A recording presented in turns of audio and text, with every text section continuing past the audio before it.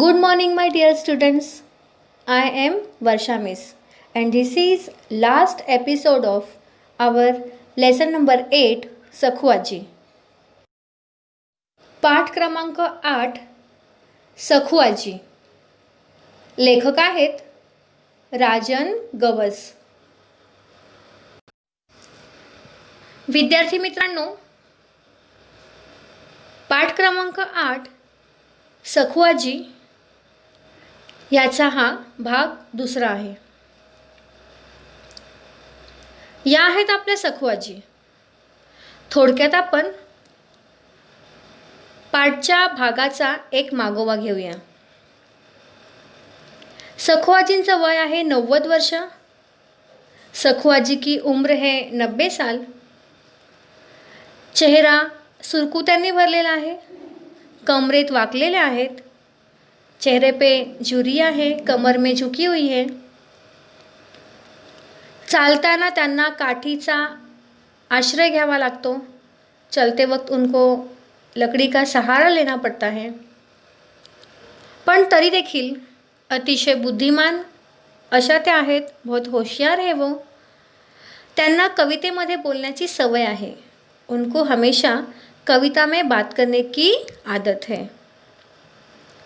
अशा या सखुआजीचा मृत्यू होतो.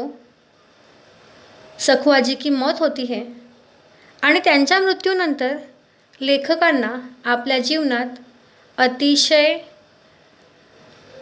रिकामेपणा जाणवतो.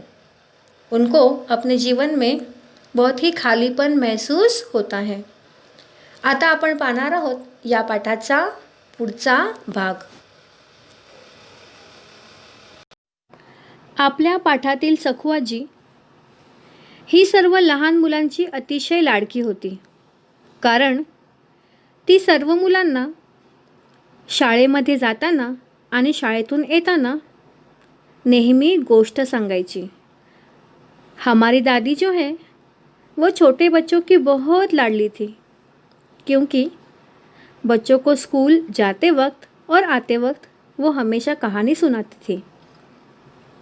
अशा प्रकारे एकदा आपल्या सखुआजीने लहान मुलांना एक गोष्ट सांगायला सुरुवात केली. ती गोष्ट कोणती आहे बरं? पाहूया तर आपण.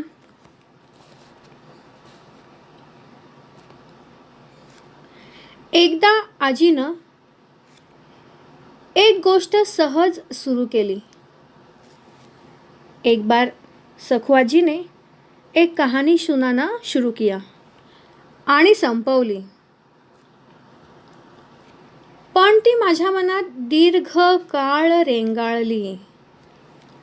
दीर्घ काळ, लॉंग टाइम, खूप वेळ. रेंगाळणे, मनामध्ये भटकत राहणे. रेंगाळणे मतलब लिंगरिंग करना, भटकते रहना, भूल न पाना.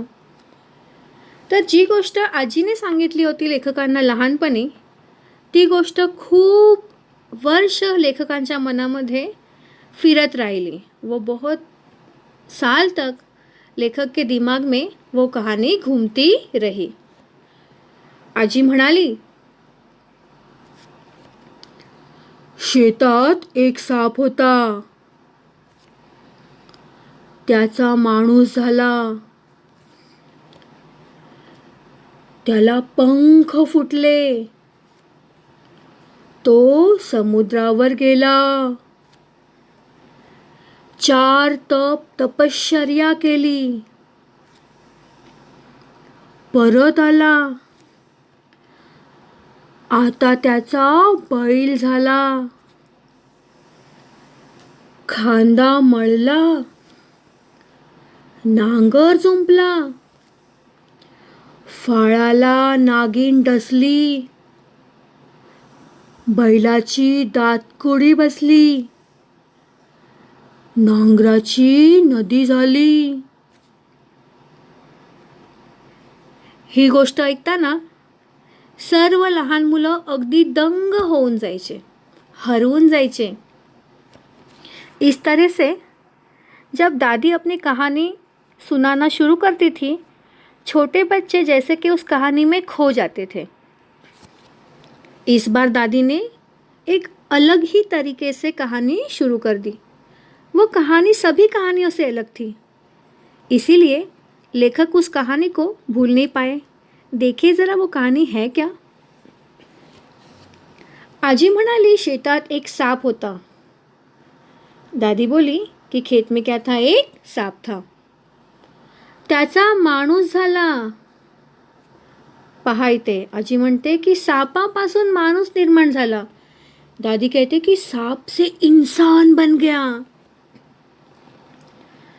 त्याला पंख फुटले आणि साप बनल्यानंतर त्या सापाला पंख आले.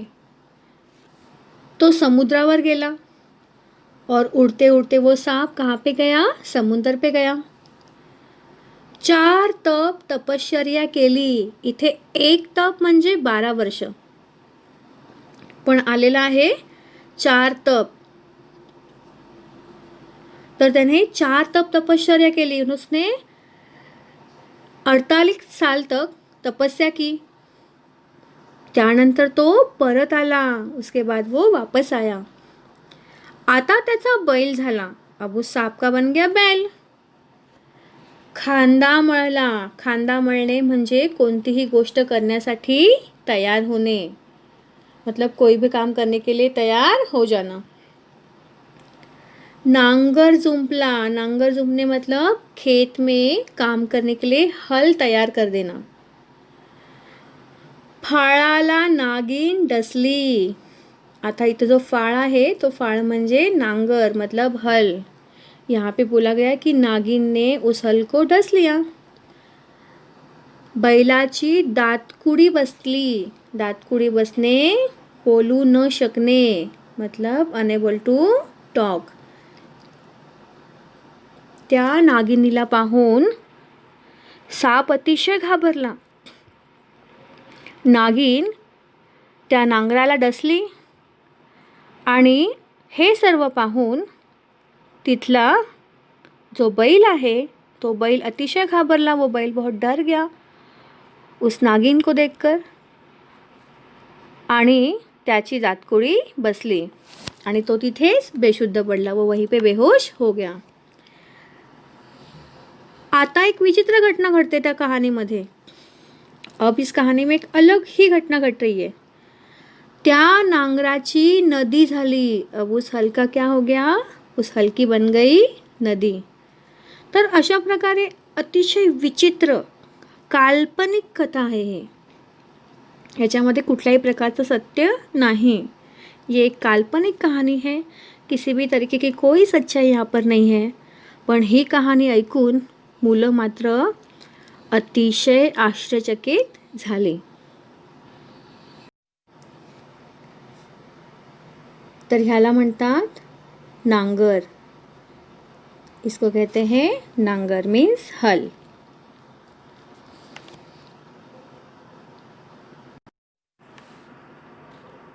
पुढे सुद्धा आजीची कथा सुरूच राहायची. आजी पुढे म्हणते, बैलाला आंघोळ घातली. त्याचा साप झाला आणि नागिनीला घेऊन पळाला. तर अशा प्रकारे या ठिकाणी आपल्या आजीची कथा पूर्ण होते. यहाँ पे उनकी कहानी हो रही है पूरी. वो अपनी कहानी में कहते हैं, बैलाला आंघोळ घातली. आंघोळ घालणे मतलब स्नान कराना. आता त्याचा पुन्हा साप झाला. वापस से उस बैल का क्या बन गया, साप बन गया. आणि नागिनीला घेऊन पळाला, मतलब वहाँ पे जो नागिन थी उसको लेके वो भाग गया. ही कथा पूर्णपणे काल्पनिक कथा असायची. पण तरी सुद्धा ही कथा ऐकताना मुलांना फार मजा वाटायची. भले ये काल्पनिक कथा थी, कहानी थी, लेकिन फिर भी बच्चों को सुनते वक्त बहुत ही मज़ा आता था. उनको ऐसा लगता था कि ये सब जो बदलाव हो रहे हैं वो उनके सामने हो रहे हैं. हे सांगताना आजीच्या चेहऱ्यावरचे बदलणारे भाव भाव मतलब फीलिंग्स या एक्सप्रेशन्स. आधीच्या चेहऱ्यावरती जे वेगवेगळे भाव यायचे ते पाहून मुलांना फार आश्चर्य वाटायचे. वो फीलिंग्स वो एक्सप्रेशंस देख के बच्चों को बहुत हैरानी होती थी. त्यांच्या हाताच्या हालचाली मीन्स मूवमेंट, या साऱ्यातून हे सारं आपल्या समोर घडत आहे, मतलब ये सब हमारे सामने ही हो रहा है. मतलब सच में उस हल्का सांप बन रहा है, उसको पंख आ रहे हैं, वो समुंदर पे से उड़ रहा है.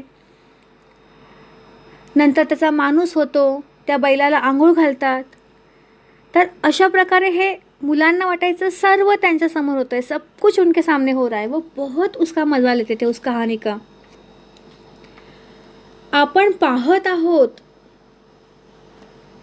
म्हणजे ती कथा आपल्या समोर घडते, हमारे सामने हो रही, हम सब कुछ देख रहे हैं असं वाटून अंगावर शहारे यायचे.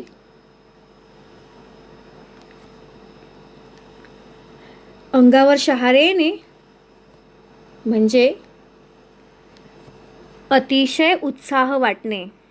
तर त्या मुलांना खूप उत्साह वाटायचा. वो बहुत उत्तेजित होते थे ये कहाणी सुनकर. ही गोष्ट ऐकल्यानंतर कित्येक दिवस ही गोष्ट माझ्या स्वप्नात जशीच्या तशी घडायची. आता या लहान मुलांमध्ये आपले लेखकसुद्धा होते. इन छोटे बच्चों में हमारे लेखक भी थे. ते सुद्धा ही गोष्ट ऐकायचे. उन्होंने भी ये कहानी सुनी थी. आणि ती कहाणी ऐकल्यानंतर खूप दिवस, बहुत सारे दिन तक वो उनके सपने में कहानी आती थी. बैल अंघोळ करायला लागला की डोळे टक्क उघडे पडायचे. डोळे टक्क उघडे पडणे हा आहे एक वाक्प्रचार, एक मुहावरा आहे. आणि ह्या वाक्प्रचाराचा अर्थ आहे झोप न लागणे, मीन्स अनेबल टू स्लीप. जेव्हा पण लेखकाच्या स्वप्नामध्ये ही कहाणी यायची त्यावेळेला त्यांना खूप भीती वाटायची आणि त्यानंतर ते झोपू शकत नसायचे. उनको बहुत डर लगता था और उसके बाद वो बेचारे रात भर सो नहीं पाते थे. तिथून पुढे झोपच लागायची नाही. ये कहानी सपने में आने के बाद नींद ही नहीं आती थी. कधीतरी आपल्या स्वप्नातला साप नागिन घेऊन जाईल आणि आपल्याला हे स्वप्न पडायचं बंद होईल असं वाटायचं. उनको लगता था कि मेरे सपने में आने वाला सांप नागिन को लेके भाग जाएगा और ये सपना मेरा बंद हो जाएगा, क्योंकि कहानी यहीं तक थी. लेकिन होता ये था कि जैसे ही बैल को स्नान कराना शुरू होता था और उनकी आँख खुल जाती थी. और इसी वजह से ये कहानी सपने में कभी भी पूरी नहीं हो पाई और इसीलिए उनको बार बार ये कहानी सपने में दिखाई देती थी. त्यांना नेहमीच ही जी कथा आहे सखुआजीची ती आपल्या स्वप्नामध्ये नेहमी अर्धवट दिसायची आणि त्यामुळे हे स्वप्न पुन्हा पुन्हा यायचं. जसं बैलाला आंघोळ घालायला सुरुवात झाली की त्यांची झोप मोडायची आणि कथा पुन्हा अपूर्णच राहायची आणि म्हणून त्यांना कित्येक वर्ष ही जी कथा आहे ती स्वप्नामध्ये दिसायची.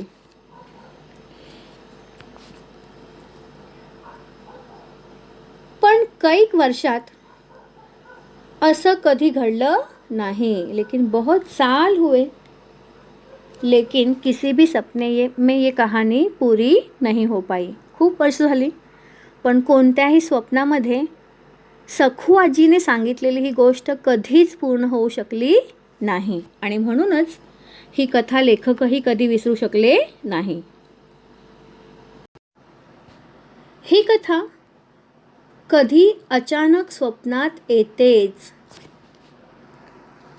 सखू आजींनी लेखकांना आणि लहान मुलांना अनेक गोष्टी ऐकवल्या पण तरीसुद्धा ही कथा मात्र लेखक कधीही विसरू शकले नाहीत आणि म्हणून पुढे अनेक वर्ष त्यांच्या स्वप्नामध्ये ही कथा यायची. आजीनं कैक गोष्टी सांगितल्या. कैक मीन्स मेनी, खूप साऱ्या. आजीने त्यांना खूप साऱ्या गोष्टी ऐकवल्या होत्या. बहुत सारी कहानियाँ सुनाई थी. पण एवढीच कशी मेंदूत रुतून बसली हा प्रश्न अनुत्तरित आहे. मेंदूत रुतून बसणे हा एक आहे वाक्प्रचार, एक मुहावरा आहे. याचा अर्थ होतो मनामध्ये एखादी गोष्ट घट्ट बसून राहणे, to fix in the mind. ही जी कथा आहे ती कथा लेखकाच्या मेंदूमध्ये, त्याच्या मनामध्ये कायम स्वरूपी ठसून बसली होती. या कथेला ते कधीही विसरू शकले नव्हते. इस कहानी को वो कभी भी भूल नहीं पाए थे. हा प्रश्न अनुत्तरित आहे. अनुत्तरित मीन्स अनएन्सर्ड. कि एवढ्या कथा मैं ऐकल्या, मैंने इतनी कहानियाँ सुनी है सखू आजी से, लेकिन ये एक कहानी क्यों मेरे मन में इस तरीके से बैठी है. इस सवाल का जवाब उनके पास नहीं था. त्या काळी आणि त्यानंतर या गोष्टीचा अर्थ आजीला विचारला होता. लेखकांनी या गोष्टीचा अर्थ तरी काय आहे. कसं काय बरं सापाला पंख येतात, समुद्र पार करतो तो, त्यानंतर त्याचा माणूस होतो, हे सर्व कसं होतं बरं आजी. हे प्रश्न अनेक वेळा सखू आजीला विचारले होते. बहुत बार पूछा था कि दादी ये कैसे हो सकता है, किसी सांप को पंख आ सकते हैं, फिर उसका इंसान बन सकता है, किसी हल को कोई सांप डस सकता है. ये सब सवाल पूछने के बाद सखू आजी सिर्फ हसती थी. तर ती फक्त हसायची. का हसायची ती. कारण ही एक फक्त आणि फक्त काल्पनिक कथा होती. ये सिर्फ क्या थी, एक काल्पनिक कहानी थी जिसका कोई अर्थ नहीं था. वो सिर्फ छोटे बच्चों के मनोरंजन के लिए थी. मध्येच एकदा म्हणाली, सखू आजी म्हणाली. काय म्हणाली पहा बरं. गाव गर्तीला, सपान धरतीला, धरती दुआपली, माती हराकली. आता हे कोणाला कळणार. नंतर म्हातारीला काहीच विचारलं नाही. तर विद्यार्थी मित्रांनो, याआधी सुद्धा आपण पाहिलेलं आहे की सखू आजीला कवितेमध्ये बोलण्याची सवय आहे. उनको कविता में बात करने की एक आदत है. जब लेखक ने पूछा कि इस कहानी का अर्थ क्या है, वो हमेशा हंस देती थी. ती नेहमी हसायची. पण एक दिवस ती कवितेमध्ये काहीतरी म्हणाली, पण त्याचा अर्थ लेखकांना समजला नाही. ती काय म्हणाली बरं. ती म्हणाली गाव गर्तीला.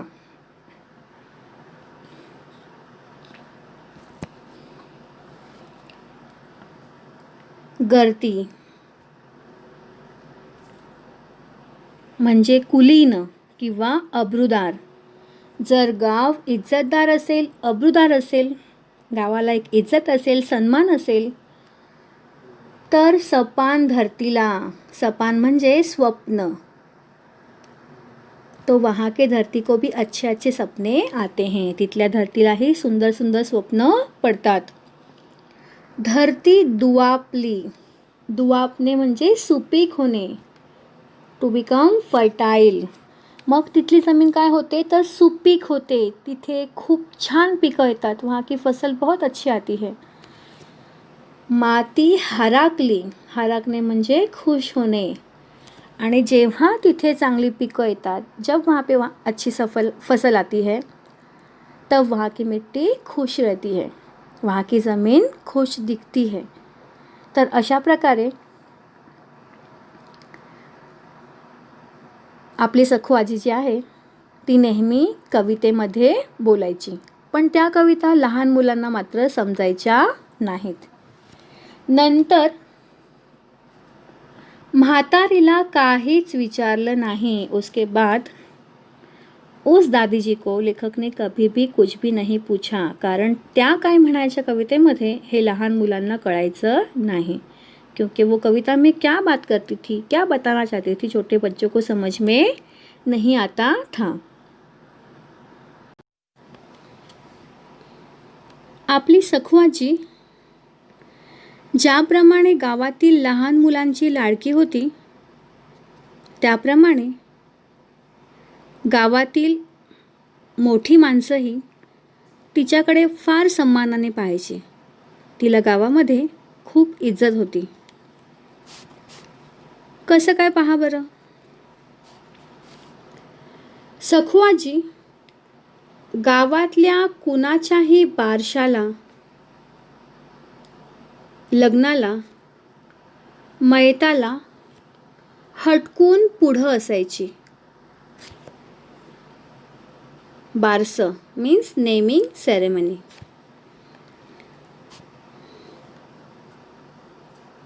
लग्न मीन्स मॅरेज, मयत मीन्स डेथ.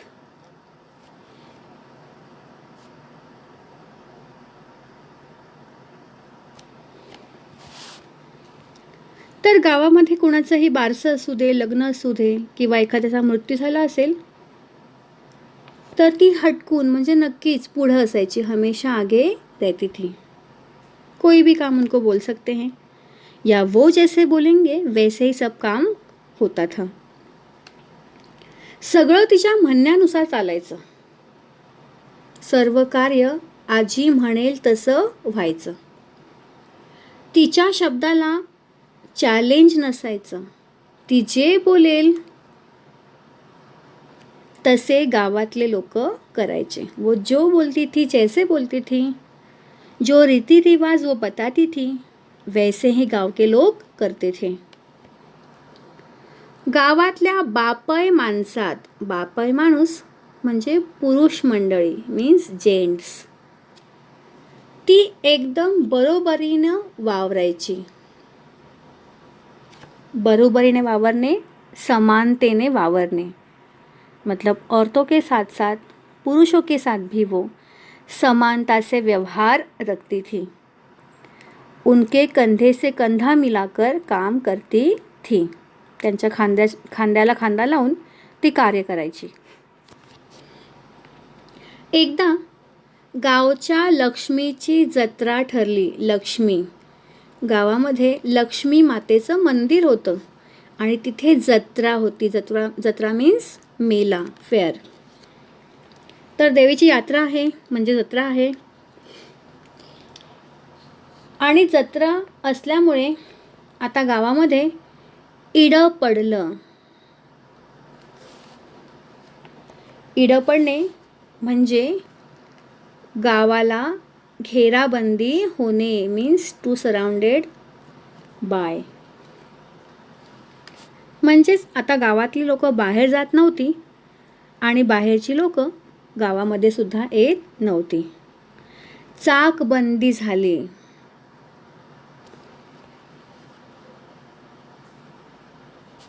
चाकबंदी होणे म्हणजेच बैलगाड्या चालवण्यासाठी मनाई होणे means to ban on bullock cards.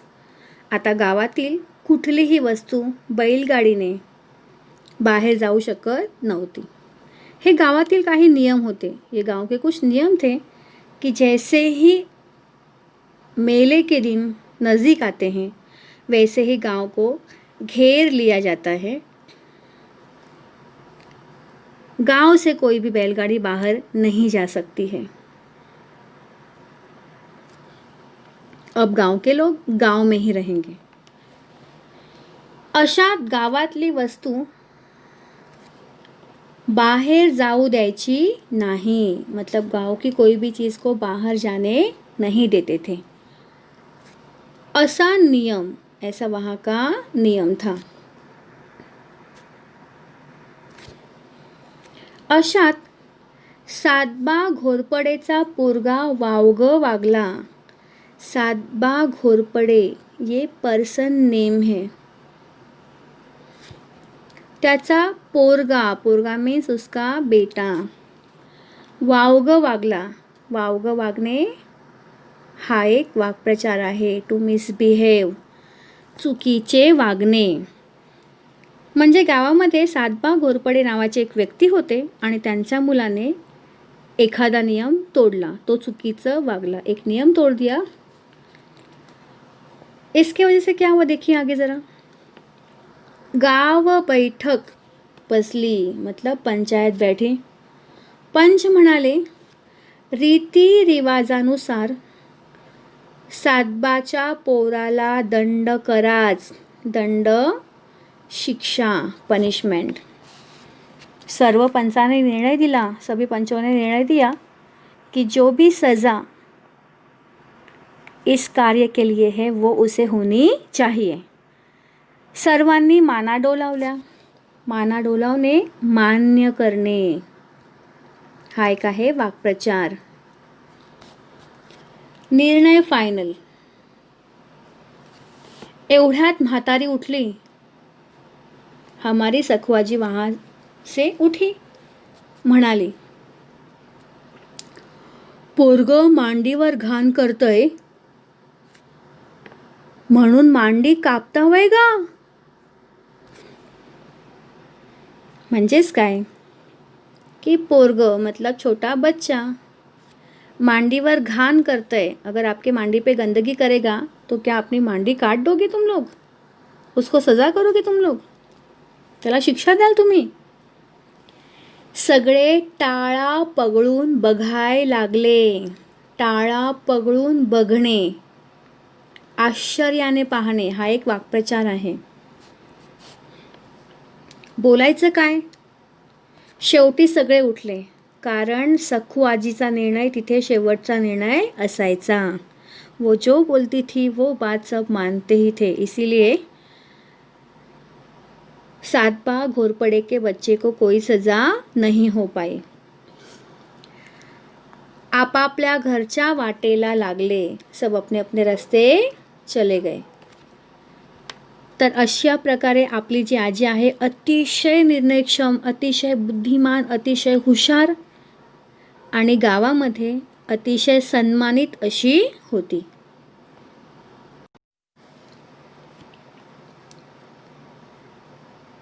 सातबाच्या पोराला कोणीच काही बोललं नहीं, जिससे नियम तोड़ा गया था उसको कोई कुछ भी नहीं बोला, ना उसको कोई सजा दी गई. म्हातारीची गावाला भीती होती. सखुआजीला गावातले सर्वजण घाबरायचे, पण ही जी भीती होती ती आदरयुक्त भीती होती. क्योंकि सब उसका सम्मान करते थे, इसीलिए उसके शब्द को वो गिरने नहीं देते थे. एकदा सखुआजी गावातल्या आया बाया गोळा करून, आया बाया म्हणजे स्त्रिया, लेडीज, गोळा करून आमच्या घरात आली.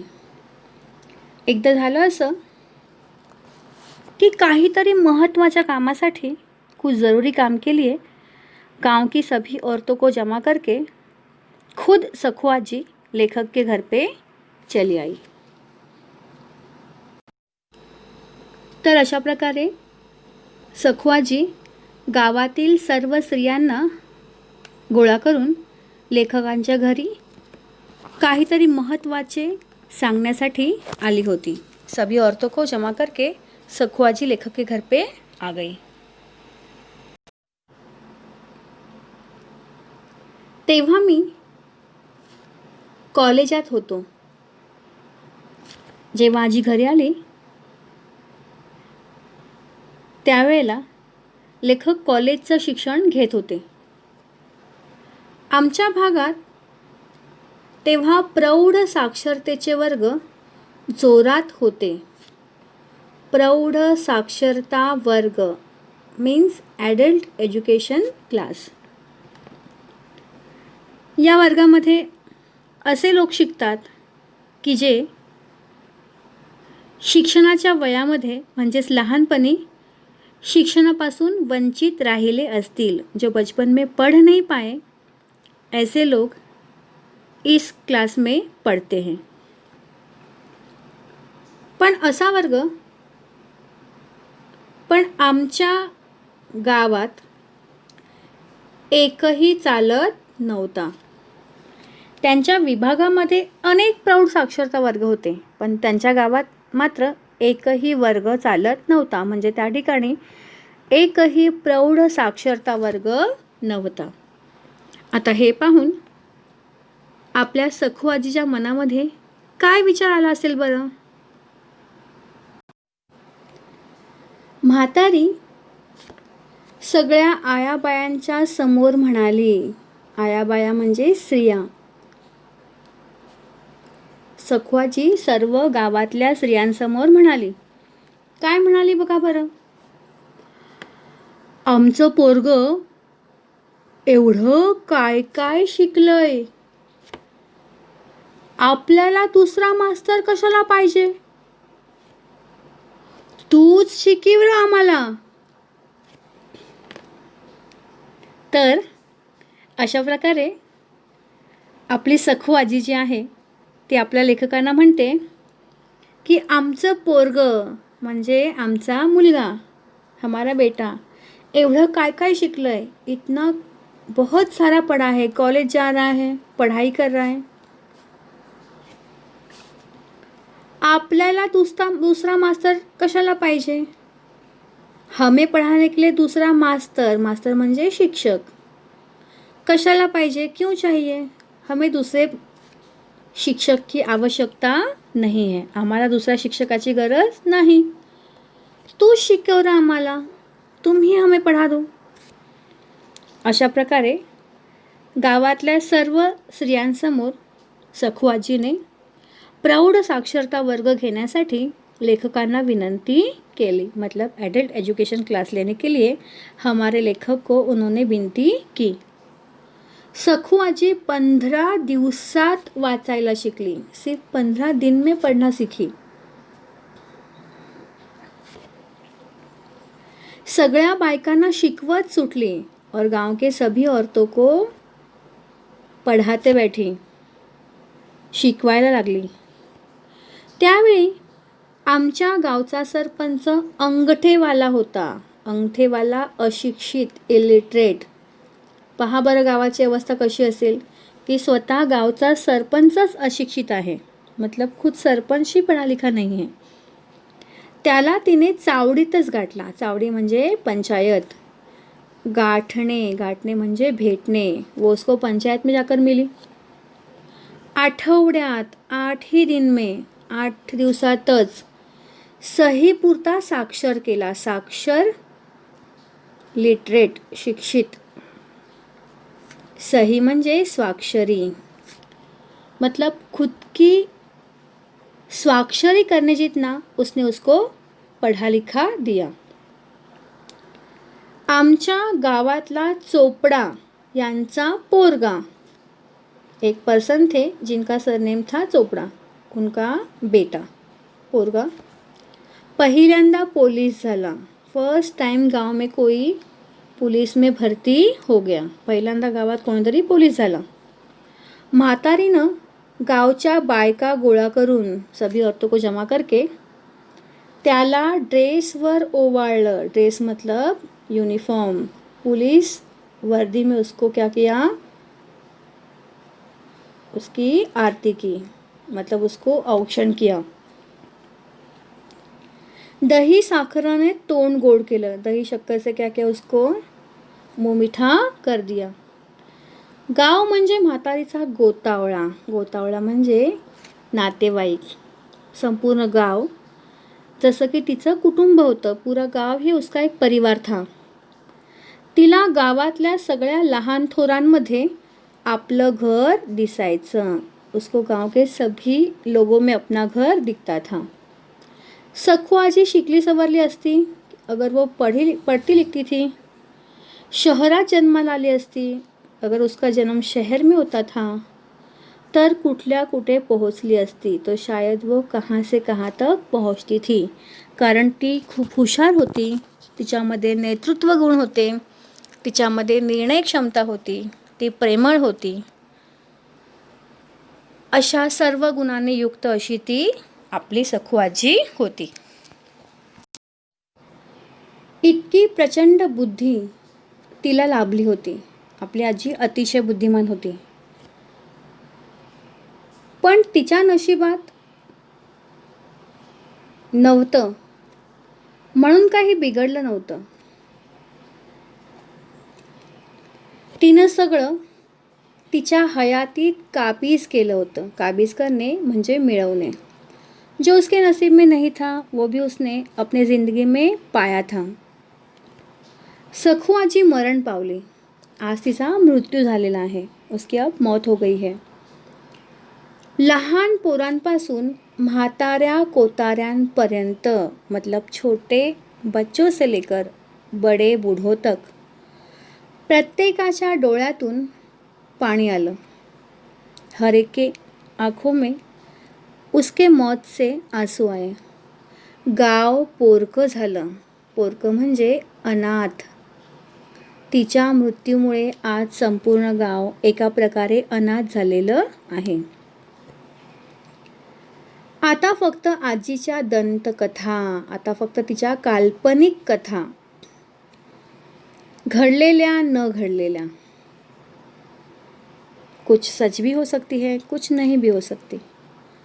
प्रत्येक गावात अशी एक आजी गावचा गोतावळा सांभाळून गेलेली असते. हर एक गाव में पहले ऐसी एक दादी होती थी. आता गावगाडा बदलला. गावगाडा मीन्स लाईफस्टाईल ऑफ विलेज बदललेला आहे. प्रत्येक गावाचे जीवन जगण्याची पद्धती बदललेली आहे. लाईफस्टाईल चेंज हो चुका है. आजीला जागाच उरली नाही. अब दादी के लिए कोई जगह ही नहीं है. अडचण फक्त उद्याच्या मुलांची, आणि जी काही समस्या यामुळे होणार आहे ती लहान मुलांची होणार आहे. का?